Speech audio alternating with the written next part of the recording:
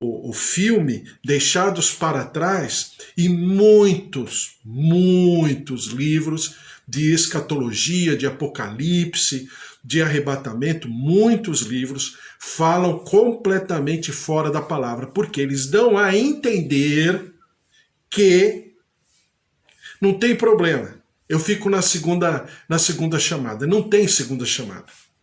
Tanto é que você vê lá no livro de Mateus, capítulo 25, que a gente já estudou várias vezes, já pensou várias vezes sobre a parábola das 10 virgens. 5 vão ficar e 5 vão entrar com o noivo, tá certo?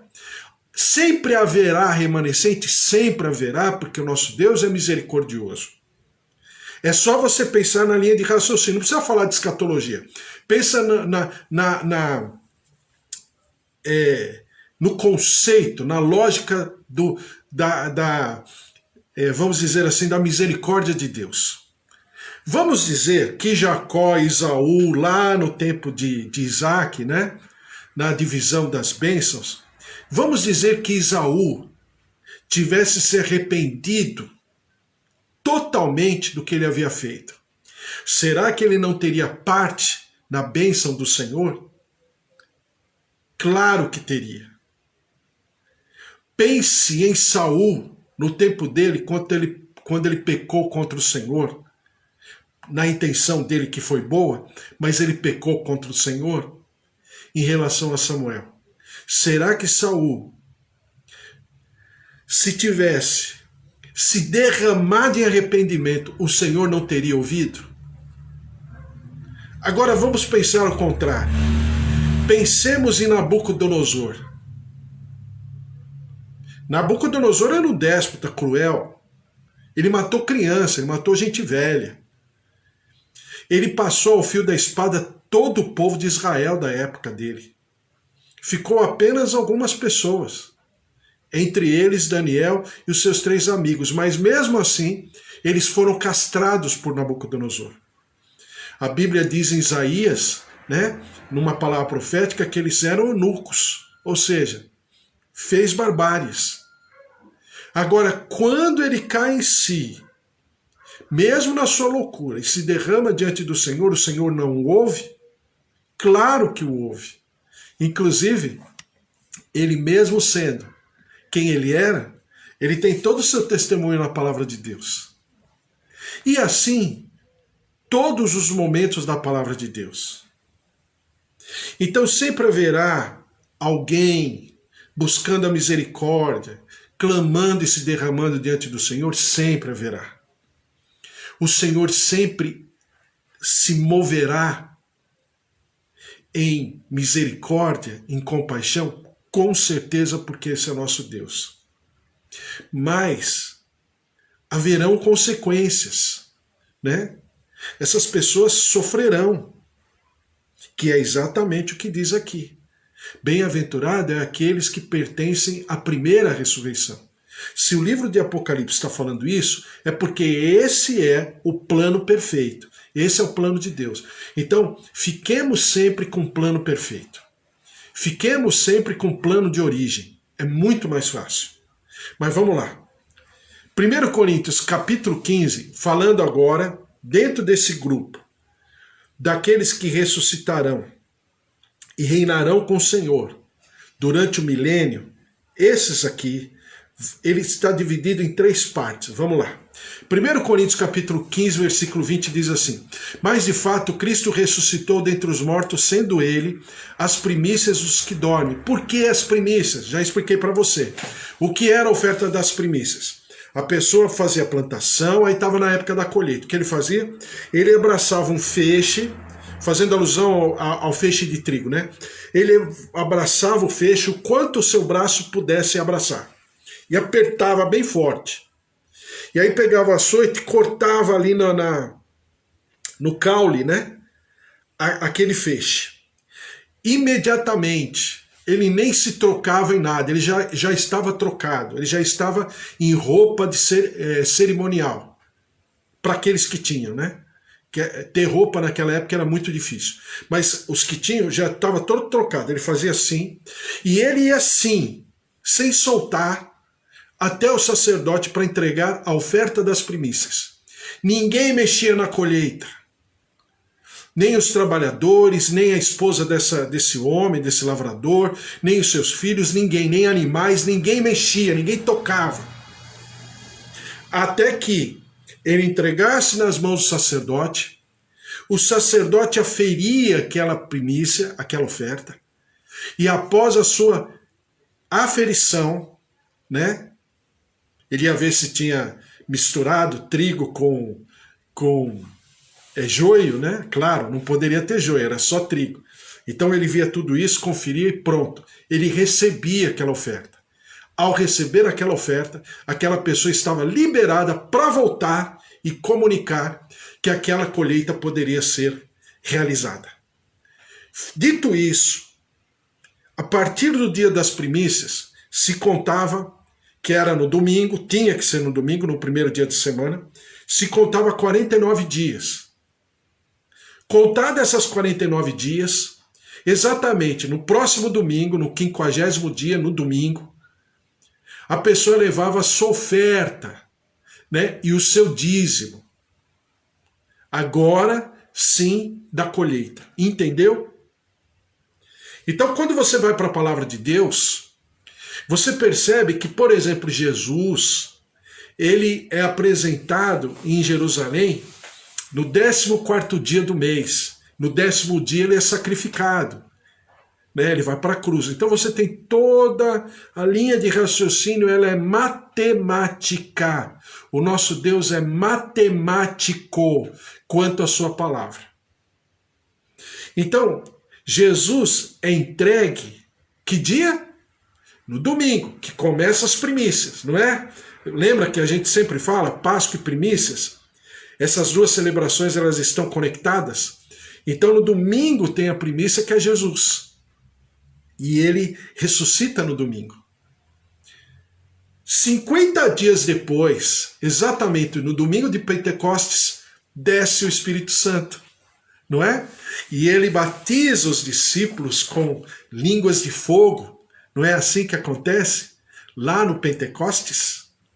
Por que acontece assim no Pentecostes? Porque exatamente no 50º dia, quando Moisés havia saído com o povo do deserto, no 50º dia, ou seja, no dia de número 50, num domingo, Moisés está lá no monte, né, no conglomerado chamado Colinas, né, de Sião. Ele está ali para receber as tábuas da lei. Então você tem tudo matematicamente falando. Agora, voltando aqui ao texto, só para a gente entender a linha de raciocínio. Eu sempre falo para você, não basta entender a palavra ou saber um versículo. Não, eu tenho que entender a linha de raciocínio. Porque aí, quando você estuda escatologia, a escatologia nada mais é do que a somatória de tudo isso. Aí fica fácil, não é difícil. Presta atenção. 1 Coríntios, capítulo 15, versículo 20, diz assim: mas de fato Cristo ressuscitou dentre os mortos, sendo ele as primícias dos que dormem. Visto que a morte veio por um homem, também por um homem veio a ressurreição dos mortos. 1 Coríntios capítulo 15, versículo 22. Porque assim como em Adão todos morrem, assim também todos serão vivificados em Cristo. Cada um, porém, por sua própria ordem. Eu falei para vocês ontem sobre a esquadra, né? No italiano, que vem do latim, os pelotões, as esquadras, né? Então lá você tem, fazendo alusão, né, ao ministério naval de um país, né? Quando eles vão para a guerra, você tem o almirante, que é o detentor de toda a autoridade, você tem o vice-almirante, que é aquele que está com a esquadra do meio, com parte da frota de navios no meio, e você tem o contra-almirante, que é aquele que está no final. Ele fica na retaguarda, ele fica nas costas, protegendo as costas de todo o exército, todo efetivo, não é exército porque é marinha, né? Todo efetivo naval. Então ele fica ali, na retaguarda. O do meio é porque ele fica fazendo ligação e protegendo tanto a parte da frente como a parte da retaguarda. E ele fica enchendo, preenchendo aquela lacuna. E tem a parte da frente. Então você tem isso na figura bélica, na figura militar, porque é exatamente essa figura sobre a ressurreição que acontece. Por quê? E diz aqui, cada um, porém, por sua própria ordem, organizado, Cristo as primícias, depois os que são de Cristo, na sua vinda. E então virá o fim, quando ele entregar o reino ao Deus e Pai. Isso a gente vai ver mais tarde. Mas Jesus vai chegar uma hora que ele vai entregar ao Pai tudo aquilo que o Pai lhe confiou, né? Ele vai entregar de volta. Quando houver destruído todo o principado, bem como toda a potestade e poder, porque convém que ele reine, até que haja posto todos os inimigos debaixo dos pés, o último inimigo a ser destruído é a morte. Então, quando você vai diante dessa linha de raciocínio, você lê novamente, eu vou ler com você, Mateus 27, versículo 52. Olha, aqueles que veem, assistem os vídeos sobre escatologia, nunca mais vai poder falar que tem dúvida a respeito de escatologia, hein? Tá combinado, hein? Bom, vamos lá. Mateus 27, versículo 52 diz assim: abriram-se os sepulcros e muitos corpos dos santos que dormiam ressuscitaram. E saindo dos sepulcros depois da ressurreição de Jesus, entraram na cidade. Então é o primeiro feixe. Lembra das primícias? A Bíblia não chama Jesus de primícias? Olha aqui as primícias de maneira profética. Claro que esse aqui foi só um ambiente profético. Lembra que eu digo para você sempre que a palavra, os acontecimentos, eles se conectam através de atitudes proféticas. Então vamos lá. Só para você lembrar, aquilo que eu falei. A entrada de Davi, quando Davi toma não, porque na verdade a arca vem sozinha, né? Os filisteus ficam com medo porque a arca está causando um monte de problema lá na terra dos filisteus. Os filisteus colocam a arca num carro de boi e mandam embora para Israel. Na verdade foi o Senhor que levou a arca até Israel. Mas bom, quando Davi toma consciência e pega a arca, e quando ele entra em Jerusalém, a Bíblia fala que a cada 6 dias, a cada 6 passos eles ofertavam, eles ofereciam o sacrifício de louvor ao Senhor. Por quê?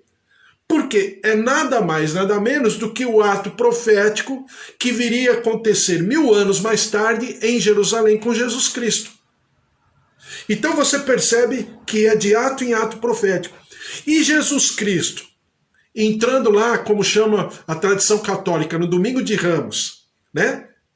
Entrando em Jerusalém, o que acontece é nada mais, nada menos do que um ato profético daquilo que se manifestará agora, lá no futuro, quando Jesus adentrar naquela terra, quando Jesus colocar a planta dos seus pés no Monte das Oliveiras e caminhar até Jerusalém. Por quê? Porque é um ato profético de ato em ato profético.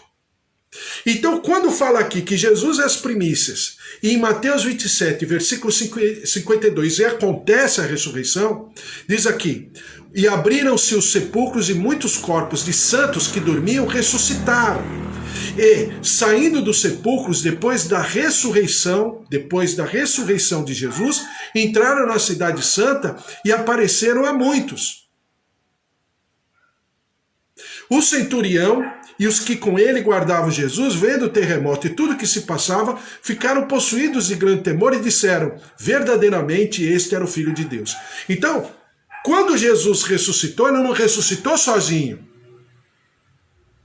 Porque Jesus pertence às primícias. Jesus, homem. Não é Jesus, segunda pessoa da Trindade. Não obstante ele sempre ser a segunda pessoa da Trindade. Mas Jesus, homem, ele ressuscita. Então ele não poderia ressuscitar sozinho. Por quê? Porque é uma lógica do plantio, da colheita. Está lá em Levítico. Né? Só para... Eu acho que eu anotei aqui o texto. Deixa eu ver aqui. Levítico 19, versículo 9. Quando também cegares a messe da tua terra, o canto do teu campo não cegarás totalmente, nem as espigas caídas colherás da tua messe. Não rebuscarás a tua vinha, nem colherás os bagos caídos da tua vinha, deixá-los-ás para os pobres e estrangeiros. Eu sou o Senhor vosso Deus. Eu peguei um texto aqui, mas um pouquinho antes, não vai dar tempo de ler. Em Levítico 19 mesmo, fala sobre a primícia. Então, você tem a primícia. No plural, né? As primícias. Então, é Jesus e profeticamente alguns que ressuscitam com ele. Lógico que Jesus já ressuscita num corpo glorificado, como diz Paulo, no corpo incorruptível, de perfeita, né, incorruptibilidade. Por quê? Porque Jesus já ressuscitou, porque ele continua sendo as primícias. Os outros não, os outros morreram novamente. Mas apenas para mostrar que Deus, ele cumpre ipsis literis toda a sua palavra. E em 1 Coríntios, capítulo 15, versículo 16, diz assim: porque se os mortos não ressuscitam, também Cristo não ressuscitou. E se Cristo não ressuscitou, é vã a vossa fé, e ainda permaneceis no vosso pecado. E ainda mais os que dormiram em Cristo pereceram. Se a nossa esperança em Cristo se limita apenas a esta vida, somos os mais infelizes de todos os homens. Mas, de fato, Cristo ressuscitou dentre os mortos, sendo ele as primícias dos que dormem, visto que a morte veio por um homem, também por um homem veio a ressurreição dos mortos. No versículo 23 desse texto de 1 Coríntios 15 diz assim: cada um, porém, por sua própria ordem, Cristo, as primícias, depois os que são de Cristo na sua vinda. Tá certo? Então, em 1 Tessalonicenses capítulo 4, versículo 13, fala da colheita geral. Eu vou ler só o versículo 18. 1 Tessalonicenses capítulo 4, versículo 18. Consolai-vos, pois, uns aos outros com estas palavras. E aí depois fala assim: porquanto o Senhor mesmo, dada a sua palavra de ordem, ouvida a voz do arcanjo e ressoada a trombeta de Deus, descerá dos céus, e os mortos em Cristo ressuscitarão primeiro. Depois nós, os vivos, os que ficarmos, seremos arrebatados juntamente com eles, entre nuvens para o encontro do Senhor nos ares, e assim estaremos para sempre com o Senhor. Então você percebe que existe também uma linha de raciocínio para o arrebatamento. Primeiro, os mortos. Depois, os vivos que serão, no piscar dos olhos, alterados, transformados na sua consistência, né? Na sua consistência física, né? Serão transformados de corpos corruptíveis para corpos incorruptíveis. Mas é aquilo que a gente sempre fala. Como na colheita, né? E o princípio é o mesmo, é sempre o mesmo. Na colheita, e eu li agora há pouco você, Levítico 19, do versículo 9 a 10, né? Que são, na lavoura, lá no hebraico, são chamados rabiscos. Na nossa lavoura aqui no Brasil, no interior, eles chamam de recarte. O que é o recarte? Sempre quando passa o pessoal fazendo a colheita, sempre vai cair parte da colheita, uma pequena fração, vai cair na terra, por alguma razão, ou caiu do recipiente. Então, pela lei de Moisés, esses que caíam à beira, ou aqui ele fala canto, né? Nos cantos da lavoura, não se recolhia. Por quê? Porque se deixava para os pobres, para as viúvas, né? E para os órfãos, para que eles colhessem. Quando você vai lá para a história de Ruth e para a história de Noemi e de Boaz, e o resgate de Boaz como parente próximo de Noemi, você vai perceber que Ruth ia para as plantações de Boaz para colher exatamente esse remanescente que caía no chão, das colheitas, por exemplo, de milho, de trigo e de outras colheitas que ele tinha lá. Isso significa que haverá também, com certeza, um remanescente, porque sempre existe. Mas não volto a repetir, não é para que criemos doutrinas a respeito. Uma coisa é a misericórdia. Outra coisa é falar que haverá sim uma segunda chance. Existem dois princípios espirituais plenos. Ou é céu ou é inferno. Ou a pessoa está preparada ou a pessoa não está preparada. Ah, mas e o remanescente, uma pessoa que carece porque pensou e tal? Vai haver? Sempre haverá. Mas isso não significa que essa pessoa não sofrerá as consequências dessa sua negligência, tá? Que fique bem claro. Apocalipse 20, versículo 4 diz assim: vi também tronos e nestes sentaram-se aqueles os quais foi dada a autoridade de julgar. Vi ainda as almas dos decapitados por causa do testemunho de Jesus, bem como por causa da palavra de Deus.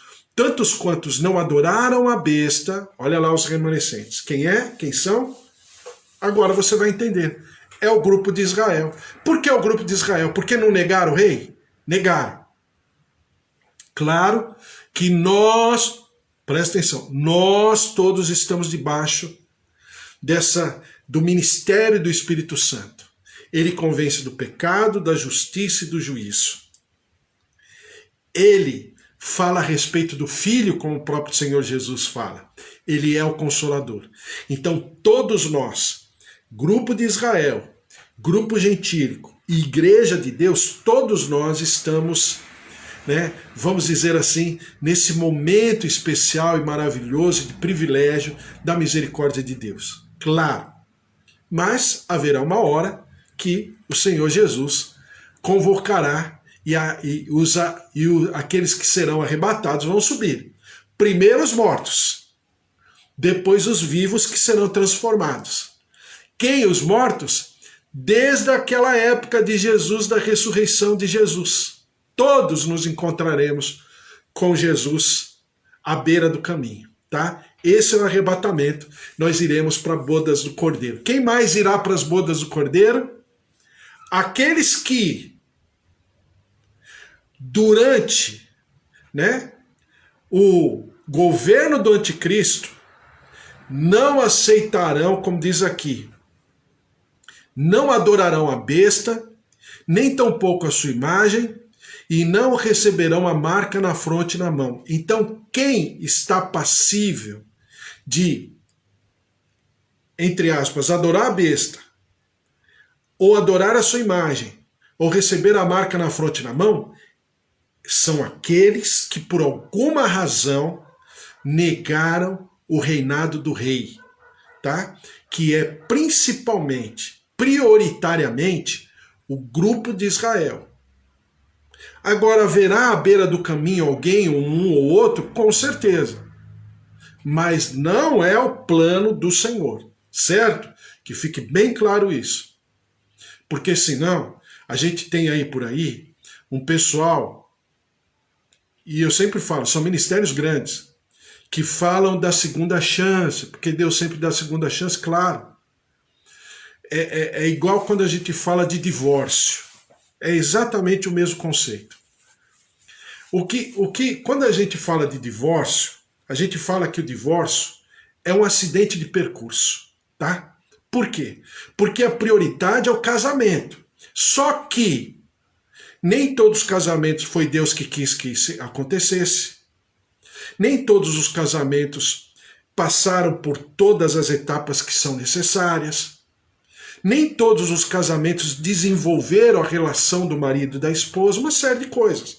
Então o divórcio está observado, está na lei de Moisés, nos 613 estatutos de Moisés, está. Então o divórcio em si é pecado? Não, não é pecado. É possível? É possível. Está prescrito na lei do Senhor? Está. Jesus fala lá em Mateus 19 a respeito? Também fala. Mas isso não significa que eu vá criar a doutrina do divórcio. Você está me entendendo? Uma coisa, outra coisa, outra coisa. Assim é também em relação ao arrebatamento, em relação à ressurreição dos mortos, em relação às bodas do Cordeiro, né? Esse grupo aqui, como sempre, vai sofrer muito, porque esse grupo já sofre. Ele já vive o princípio das dores há muito tempo, há séculos, não é? Não é o povo mais discriminado, não é o povo mais perseguido, não é o povo mais flagelado, não é o povo mais, desculpe o termo, de geração em geração, não é o povo mais destruído. Olha só o que aconteceu na Segunda Guerra Mundial. Por quê? Porque foi o povo que o Senhor preparou para receber o rei e foi o povo que não quis o rei. Então agora, falar que isso é segunda chance, puxa vida. Como é que fala? É banalizar todas essas consequências. Mas a Bíblia diz que o Senhor prometeu aos patriarcas e o Senhor vai cumprir, e o Senhor virá. E essas pessoas também terão a sua oportunidade, porque é o grupo que rejeitou a Jesus, mas Jesus não rejeitou esse grupo. Tá certo? Agora estamos terminando aí falando sobre a ressurreição dos mortos. Bom, deixa essa outra parte para o final, para amanhã, e a gente termina amanhã falando sobre a ressurreição e a gente vai entrar já no julgamento eterno. Por que juízo eterno? Por que julgamento eterno?